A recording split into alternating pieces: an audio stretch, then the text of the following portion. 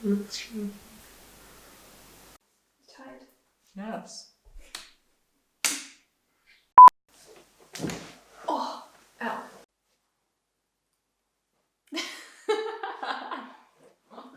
Mwah. You ready? Yeah, I'm just thinking like you're quite far off that side of the frame. Should we recenter a little? That doesn't help. I think it's great. Thanks. Oh, okay. Is that better? Yeah, centered. I don't know, actually close together. Oh. Don't look like we hate each other. No, only a little bit of resentment after 3 months non-stop. No, no resentment after many months of loving, happy living together. Mm-hmm. Ready? Mm-hmm. Hello from Antwerp. And Brussels. And now we go. Do.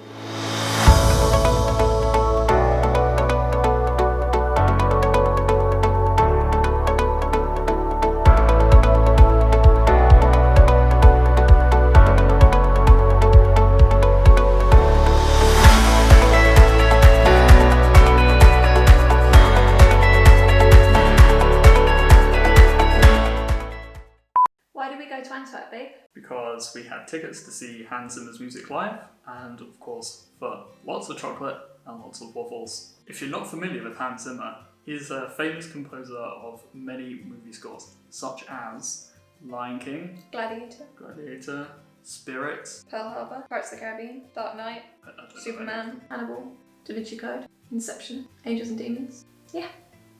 the trivia brain in this head. Don't play trivia I pursuit. love him so much. What did you think of the concert?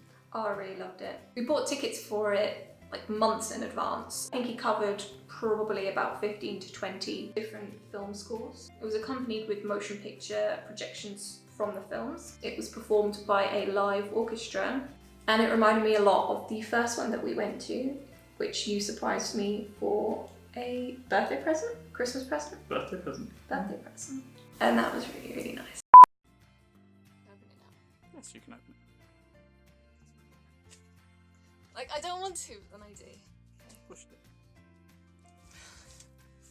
My heart is beating so fast right now. Oh my gosh, okay. I don't know what it is. No, you didn't. No, you didn't. What? Again then, what is it? Have a look. Oh my god. Get the whole thing out.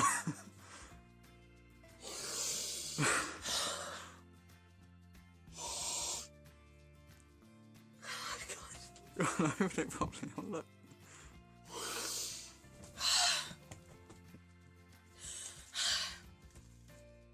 I just like did all of this and I have to redo it again. Yep.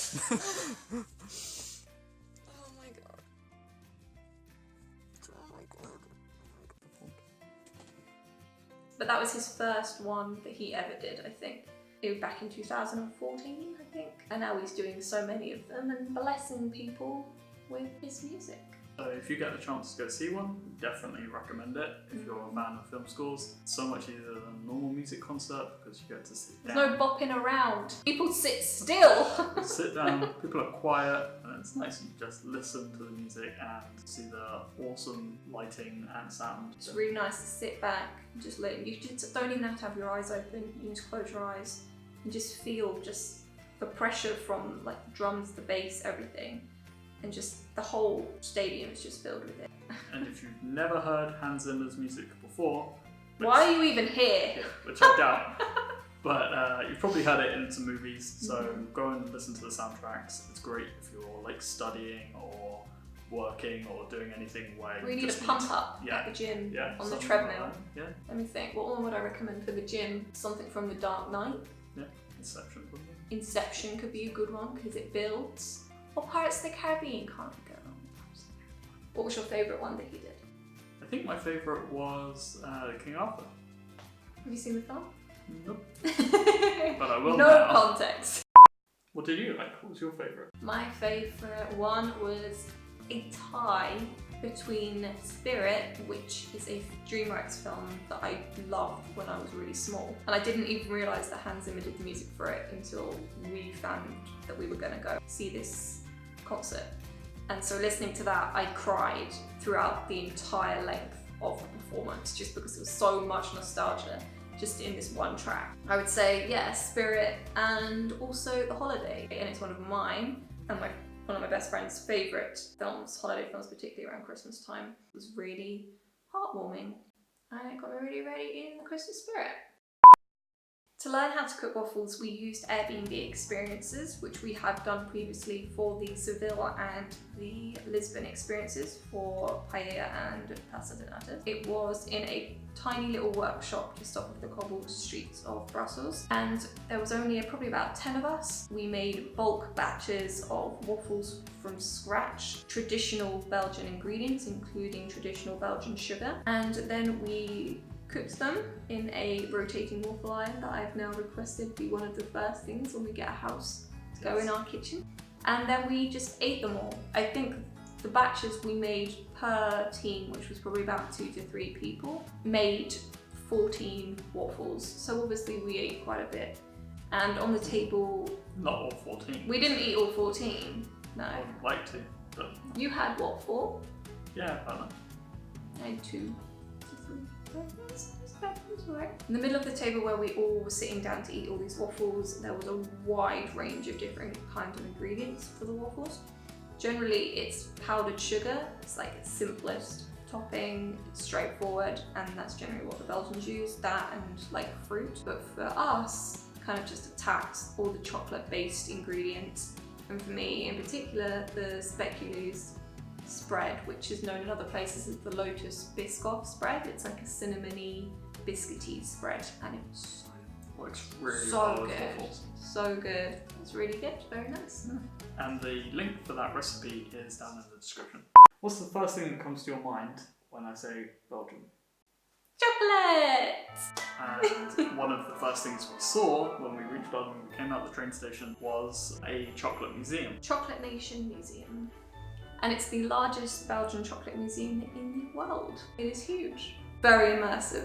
It was really massive. So they had all these, the first few rooms, they tell you the story of chocolate, how it reaches Belgium through the ports in Antwerp. And one of my favourite bits, which was completely unexpected, was at one point some doors opened and no one else, the rest of our group seemed to have disappeared somewhere else.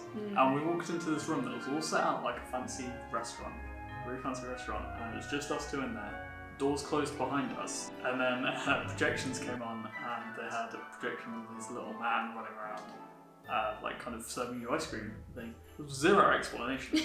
Just, this is what's happening. It was so random. You sit here, and then it was done, and then you leave. Random and you go but on to the fun. next bit. Random but fun. It was a nice little interlude. Nice little surprise. It was very cute. And then you went into these rooms where they had the history of different kinds of chocolate. So for example, white, dark milk, and ruby, which is now one of my favourite ones. I didn't realise that ruby chocolate only came about last year. Yeah, it's really like new. 2018. Really I didn't realise new. it was that new. I don't know if you've ever had ruby cocoa beans. They sell a Kit Kat in the UK that's made with ruby cocoa beans, and it's kind of like a fruity chocolate. It's got like a hint of berries, and it's really, really good because it's so unique. And it was pink. It's pink. So then, I mean, I said earlier about my favourite bit, but there was another favourite bit, okay, where they have basically just infinite chocolate, just a wall of chocolate pots. Massive vats of just chocolate. melted chocolate, all of the different types, and you just get a spoon and you can just pour it onto a spoon and eat as much of it as you want. I think there must have been 20 different varieties, including the ruby, and there were different kinds of dark chocolate, different kinds of milk chocolate, different kinds of white chocolate, and then there was a new one that we both really liked, which was the gold chocolate. And the gold chocolate is like a caramelly white chocolate. Yeah. That's really, really good. And that was on one of our last days in Belgium, so it's a great way to leave Belgium with just a little bit of a chocolate hangover. And to take us into our next country, which is Austria, and our next city, which is Vienna. So we'll see you then. See you then. Bye.